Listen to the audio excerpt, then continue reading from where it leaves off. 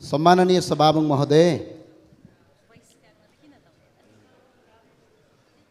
सत्ताको नशा यस्तो लाग्छ कि मान्छे आफूलाई भगवान सम्झन्छ, जनताको भलाइ बिर्सिएर केवल आफ्नो स्वार्थमा लिप्त रहन्छ।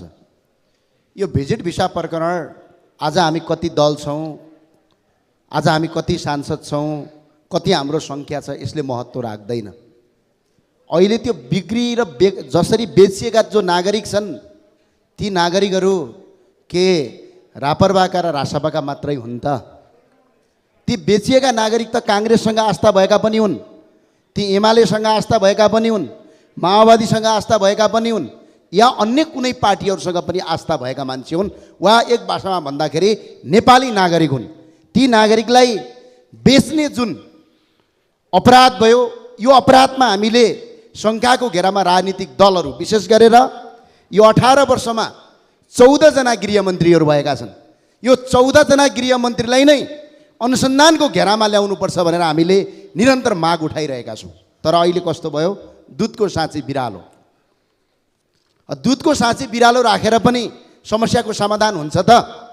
अहिले जसका विरुद्धमा छानबिन हुनुपर्ने हो उनीहरूले नै कर्मचारीहरूलाई राखेर जुन छानबिन समिति बनाए, यसले चाहिँ विधिको शासन स्थापना गर्छ भन्ने मलाई लाग्दैन। र अर्को कुरो, पहेँलो हो भन्दैमा पित्तल सुन हुन सक्छ। यो कर्मचारीको उच्च स्तरीय छानबिन समिति हो भनेर भन्दै गर्दा के यो छानबिन समिति हुन सक्छ?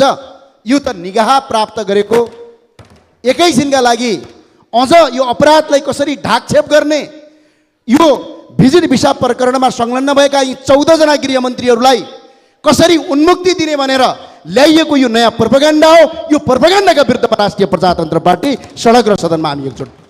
यो छानबिन समितिले न्याय दिन सक्छ। माननीय सभामुख महोदय, म अहिले पनि अपिल गर्न चाहन्छु, सङ्ख्याका आधारमा यो मुद्दालाई निस्तेज नपारियोस्।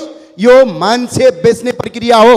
आज यो देशमा त रोजगारी दिएनौ, तर त्यही रोजगारी पाउँछु भनेर आज विदेशमा गएका दिदीबहिनीहरू, दाजुभाइहरूलाई बेचेर कमाएको रगतको श्राप लाग्छ।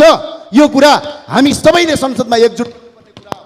यो कुनै पार्टी र कुनै दलको कुरा होइन। सम्माननीय सभामुख महोदय, म अन्य दलका साथीहरूलाई पनि भन्न चाहन्छु, यो कुनै राजनीतिक स्वार्थ र सत्ता स्वार्थको कुरा होइन, यो मानवताको कुरा हो।